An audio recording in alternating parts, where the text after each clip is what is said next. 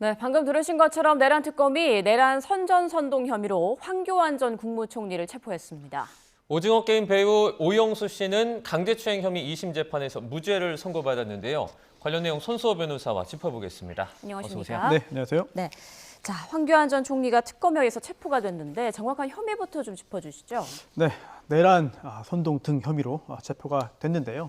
12.3 비상계엄 선포 직후에 본인의 SNS에 여러 글을 올렸습니다. 근데 그 내용이 지금 보면은 약간 좀 동의하기 어려운 부분들이 있어요. 나라를 망가뜨린 종북 주사파 세력과 부정선거 세력을 반드시 척결하겠다. 그러면서 이번 기회에 부정선거 세력 발본색원 해야 된다. 강력히 대처하시라. 이거는 윤석열 당시 대통령에게 한 말이겠죠. 강력히 수사하시라. 모든 비상조치를 취하시라. 국민의힘은 대통령과 함께 가시라. 이런 이야기를 했고요. 또 그뿐만 아니라 우원식 국회의장을 체포하라. 대통령의 조치에 정면으로 방해하는 한동훈 국민의힘 대표도 체포하라. 이런 내용들의 글을 올렸습니다. 예. 이것들이 내란에 대한 선전 그리고 또 선동이라는 혐의를 특검이 포착을 했고요. 여기에 대해서 수사를 진행하고 있는데 이미 그동안 압수수색 영장이 발부가 됐죠. 하지만 자택에 대한 영장 집행, 압수수색을 시도했습니다만 지지자 등이 저지해서 그동안 이루어지지 못했고 또한 출석을 요구했습니다만 출석하지 않았습니다. 이런 것들이 반복되다 보니 오늘 체포영장까지 발부받아서 자택에서 체포를 했고 또한 자택에 대한 압수수색까지도 함께 진행했습니다. 네. 이번엔 그 조태용 전 국정원장인데요. 오늘 새벽에 이제 구속이 됐습니다. 재판부가 증거인멸 염려를 언급을 했는데 이건 어떻게 보셨어요? 네, 국정원장이었고요. 네. 그리고 또 혐의를 부인하고 있습니다. 그러다 보니 굉장히 고심을 많이 한 것 같아요. 오늘 새벽 5시 반 정도에 영장이 발부됐잖아요. 밤새 고민을 한 것 같은데 증거인멸 염려 등이 인정이 되어서 영장이 발부됐고 구속됐습니다. 또 중요한 것은 조태용 전 원장이 받고 있는 혐의가 되겠는데요. 상당히 많습니다. 그리고 국정원장은 굉장히 중요한 자리이고 그리고 또 가지고 있는 권한도 굉장히 막강한데요. 당시에 지금 특검이 보고 있는 그런 혐의들을 쭉 정리를 해보면요. 우선 국정원법 위반인데요. 국회에 보고 의무가 있습니다. 즉 국가안전보장에 중대한 영향을 미치는 상황에 대해서는 지체 없이 대통령 및 국회 정보위원회에 보고하여야 한다라는 국정원법상의 규정이 있는데 이걸 제대로 하지 않았다는 거죠. 이게 직무유기 혐의를 받고 있습니다. 그리고 또 영상을 제공할 때 민주당에는 불리하게 그리고 당시 국민의힘에는 유리하게 한 거 아니냐. 이거는 국정원법상 금지하고 있는 정치 관여 금지다. 이것을 위반했다라고 보고 있습니다. 또 그 외에도 위증, 허위공문서 작성, 증거인멸 혐의 등도 종합적으로 받고 있는데요. 이번에 영장이 발부됐기 때문에 구속 상태에서 수사가 진행되고 기소돼서 법원의 판단을 받을 것으로 보입니다. 네, 그리고 내일은 박성재 전 법무부 장관 구속 심사가 예정돼 있습니다. 앞서 한 차례 영장이 기각됐었잖아요. 이번엔 좀 어떻게 전망해 볼 수 있을까요? 전망이 쉽지는 않습니다. 왜냐하면 당시 구속영장이 기각된 사유가 위법성에 대한 인식이 좀 더 소명되어야 한다는 거였어요. 즉 박성재 당시 법무부 장관이 이런 비상계엄 선포가 위법하다는 부분들 이거를 알고 있었냐. 여기에 대해서 소명이 좀 부족하다라는 이유가 있었고요. 또 하나는 당시 박성재 법무부 장관이 취한 조치들이 위법했느냐. 여기에 대해서도 소명이 좀 부족하다라는 이유로 한 차례 기각이 됐는데요. 전해지는 바에 따르면 특검이 추가적인 압수수색 등을 통해서 새로운 범죄 사실을 구성했다. 적용되는 죄명은 동일하다 하더라도 새로운 범죄 사실을 구성했다고 하는데 과연 어떤 범죄 혐의인지 그리고 또 거기에 대해서 소명이 어느 정도 이루어졌을지 또한 한 차례 기각된 후에 다시 받아내는 경우에 뭔가 확실한 증거가 있지 않으면 좀 어려운 측면들도 있거든요. 예. 과연 특검이 어느 정도 준비를 해서 어느 정도 법원을 설득할 수 있을지 굉장히 중요한 상황입니다. 자, 또 오늘 김건희 씨 보석 신문도 열립니다. 보석 결정은 언제쯤 나오는지 그리고 보석 여부는 좀 어떻게 또 전망하세요? 보석 결정을 받아내기는 쉽지 않아 보입니다. 즉 지금 김건희 씨 측에서 주장하고 있는 것이 건강상의 문제예요. 우선 첫 번째가 어지럼증과 불안 증세가 심해지고 있다 이런 이야기인데 구속 피고인이 보석 결정을 받을 때 필요한 어느 정도 사회적으로 그리고 또 법원에서 보는 기준들이 있는데 여기에 미치지 못한다는 판단이 내릴 가능성이 상당히 높아 보입니다. 그리고 또 샤넬 가방 받은 거는 시인했다. 그러니 일부 내가 혐의 인정했고 그 부분은 뭐 감추려고 하는 게 아니니까 또 반영해달라는 취지인 것으로 보이는데요. 하지만 그 외에 여전히 부인하고 있는 부분들이 꽤 많아요. 또한 시인한 부분도 처음부터 한 것이 아니라 다른 관련자들의 진술이 나오고 또한 현물이 증거로 제출이 되고 그 후에도 한참 지난 다음에 인정을 했거든요. 이런 것들을 볼 때 법원에서 보석 결정을 할 가능성은 그렇게 높아 보이지 않고요. 그리고 또 특검팀 역시 의견을 밝혔죠. 네, 현재로서는 보석이 불어야 된다라는 입장을 밝혔습니다. 형사소송 규칙에 따르면 7일 내에 이제 결론을 내도록 되어 있습니다만 사실은 7일이 걸리지 않고 한참 후에 다음 공판기일에 함께 이제 결론을 이야기하는 경우도 있고요. 또는 아주 곧바로 결론이 나오는 경우도 있거든요.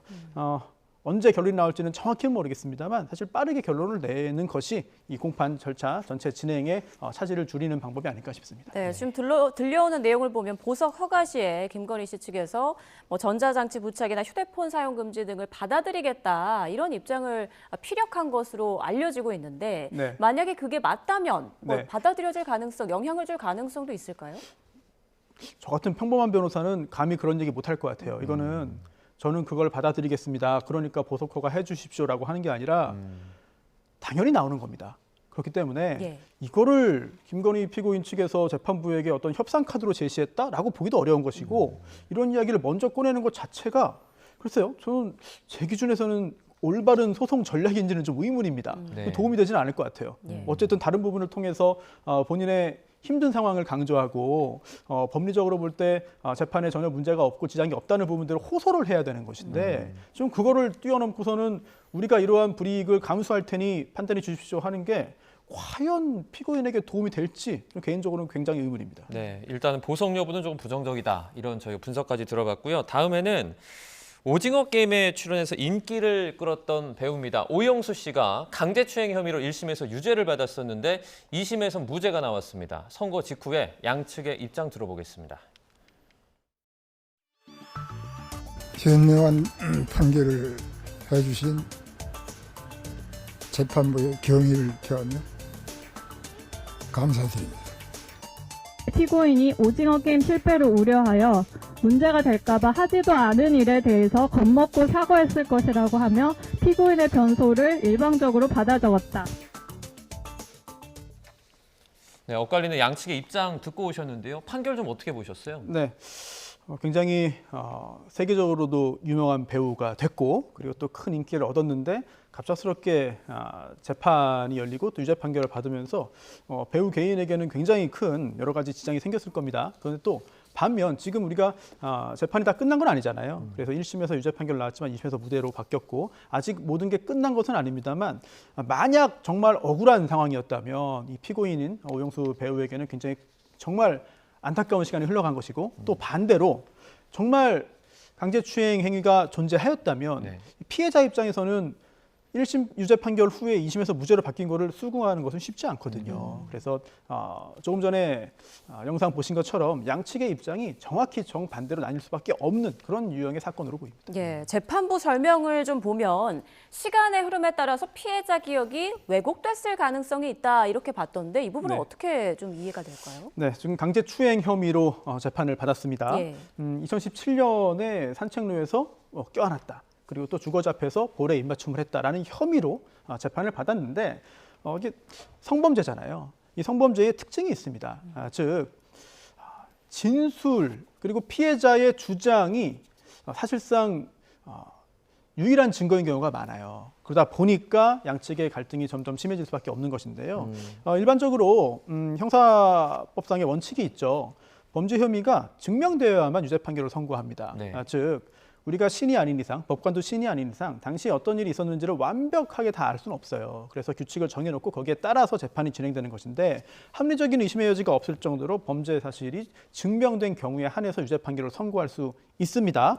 여기서 중요한 것은 증거입니다. 증거에 의해서 판단을 해야 돼. 자유심증주의에 의해서 판단을 하게 되는데 그런데 이 성범죄의 특징은 목격자가 없는 경우가 많습니다. 그리고 영상이 없는 경우도 많습니다. 음성이 없는 경우도 많습니다. 피해자는 피해를 호소하지만 가해자는 부인하는 경우도 많습니다. 그러다 보니 굉장히 어찌 보면 특별한 어떤 대법원 판결이 나왔죠. 바로 성인지 감수성입니다. 즉 곧바로 문제를 제기 않았다고 해서 뭐 이상하게 볼 건 아니다. 그리고 그 현장에서 강하게 저항하지 않았다고 해서 이상하게 볼 건 아니다. 즉 대처 방법에서의 특수성을 성인지 감수성으로 보고 그런 그 피해 진술의 신빙성을 굉장히 높게 보는 그런 추세였는데, 그런데 그렇다 하더라도, 그렇게 본다 하더라도 피해자의 진술만 가지고 범죄 사실이 증명됐다고 보기 어렵다면 그런 경우에는 의심스러운 경우이고, 그리고 유죄의 확신을 가질 수 없는 경우이기 때문에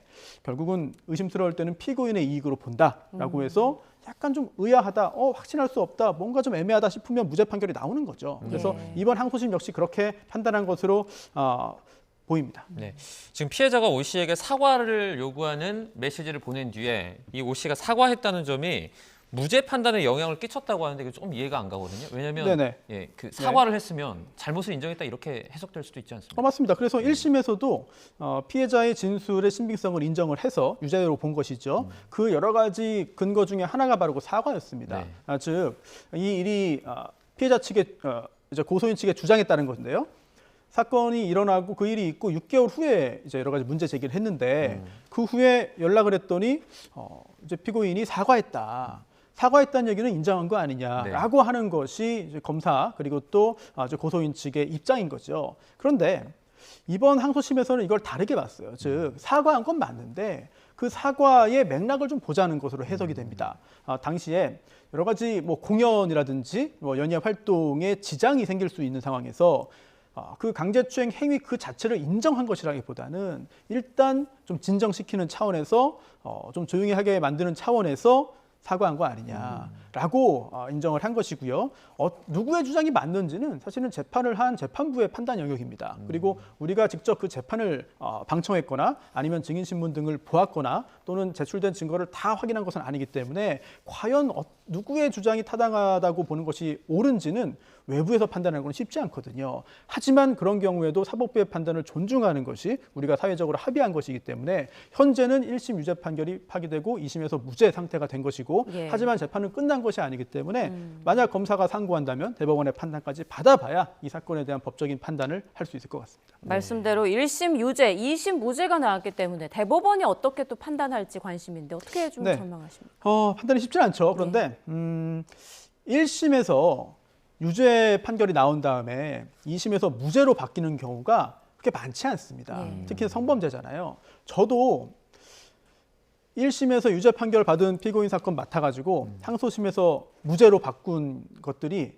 종종 있는데 지금까지 한 10년 전에 한 사건도 다 생생히 기억날 정도거든요. 이례적인. 그렇습니다. 이게 흔한 사건은 아닙니다. 그만큼 또 변호사 입장에서는 굉장히 큰 성과이기도 하고 그리고 또 어찌 보면 훈장이라고도 할 수 있는 것이고 또 반대로 보자면 만약 이 판결이 잘못됐다면 실제로 피해를 입은 사람 입장에서는 너무나 억울한 상황이 되는 것이죠. 즉 굉장히 이례적인 상황인 건 맞고 다만 이례적이라고 해서 항소심 판결이 틀렸다고 볼 수는 없는 것입니다. 오히려 1심 판결이 잘못된 것을 2심에서 어렵게 뒤바꿨다, 바꿔놓았다, 올바르게 바꿨다 라고도 볼 수 있는 것인데요. 중요한 것은 대법원은 법률심입니다. 그래서 항소심의 판단이 법적으로 옳은지 또는 그렇지 않은지를 판단하는 것인데 법리 오해라든지 또는 사실 오인이 되겠죠.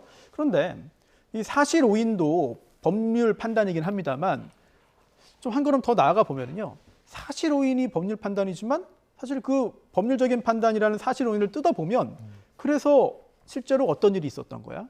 실제로 있었던 일을 항소심에서 제대로 판단한 거야? 사실을 제대로 다 분석을 하고 판단을 해서 재판에 반영한 거야?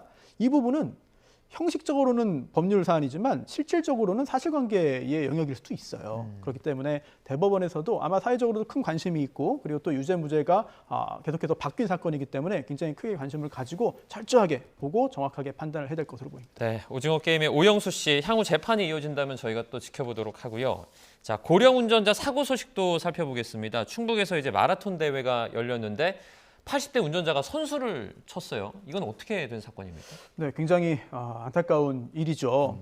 당시 마라톤 대회가 열렸고 그리고 지자체 소속 운동선수인 피해자가 대회에 참여해서 이제 달리던 중이었는데 당시 차로가 1차로와 2차로가 있었습니다. 그런데 2차로만 통제를 하고 이제 2차로만 통제를 하고 경기가 진행이 되었죠. 그런데 1차로에 있던 차량이 2차로로 오면서 사고가 발생했습니다. 지금 네. 나오는 영상은 뭐 이제 대체적인 부분을 이제 한 것이고 정확하게 뭐 차로라든지 이런 것들이 반영된 것으로 보이지는 않습니다만 네네. 예. 트럭 운전자가 80대인데요. 뒤따르던 차량이 자신보다 먼저 가도록 비켜주기 위해서 비켜주다가 2차로로 갔다라고 이야기를 하고 있습니다. 그런데 당시에 이 트럭의 속도가 시속 57km로 보여요. 그렇다면 정말 뒷차가 추월하도록 뒷차가 빠르게 자신보다 앞에 가기 위해서 잠깐 차선을 바꾼 것이냐, 아니면 모종의 이유로 좀 상당히 빠른 속도로 주행을 하다가 사고가 난 것이냐, 여부는 이 가해자의 진술만으로 판단할 수는 없을 것이고요. 당시 상황을 모두 종합적으로 봐야 되는 것인데, 더 안타까운 이야기는 이 피해를 입은 이 선수가 이제 뇌사 판정을 받았죠. 네. 그리고 또 당시에 경기를 시작하고 이제 어깨띠를 넘겨받아가지고 달리기 시작한 건데 300m를 달리다가 이런 변을 당했습니다. 정말 시작하자마자 예. 변을 당한 것이고요. 또 하나 더 아쉬운 안타까운 생각이 드는 것은 항상 이 선수를 보호하기 위해서 뒤에 차량이 따르거든요. 네. 예, 코치진들이 따르는데 이때는 이 어깨띠를 넘겨받고 선수를 교대하는 그런 상황이기 때문에 차량이 뒤따를 경우에는 오히려 더 사고 발생 가능성이 있죠. 그래서 먼저 가서 앞에서 기다리던 상황이었습니다. 그런데 여기에서 이런 변이 이제 일어났기 때문에 계속해서 뒤따르던 코칭 스태프 역시도 너무나 안타깝다, 이런 이야기를 했는데 신호를 잘못 봐서 이런 사고를 냈다고 현재 이야기를 하고 있는데요. 단순히 신호를 잘못 본 것인지 아니면 신호와 관계없이 어떤 또 다른 착각과 실수 등을 한 것인지 등을 정확하게 따져봐야 될 것으로 보입니다. 네, 앞으로 좀 세세히 따져봐야겠지만 지금까지 알려진 내용을 토대로 봤을 때 이 정도 사고라면 법원에서 어느 정도의 형량을 선고하나요? 작년이었죠. 시청역 앞에서 급발진 의심 사고가 있었습니다. 네네. 그래서 굉장히 많은 인명 피해가 나왔죠. 그런데 여러 명이 사망하고 여러 명이 다쳤습니다만 형량은 금고 5년입니다. 예, 5년. 그 이상으로 나올 수가 없는 것이죠. 예. 1심에서는 금고 7년 6개월형이 나왔거든요. 왜냐하면 네. 금고 5년에서 절반까지 가중을 한 겁니다. 그런데 그것도 잘못됐다라고 보아서 2심에서는 5년이 되었고 확정이 됐는데요. 그 이유가 우리 법이 정하고 있는 법정형의 한계 때문이에요.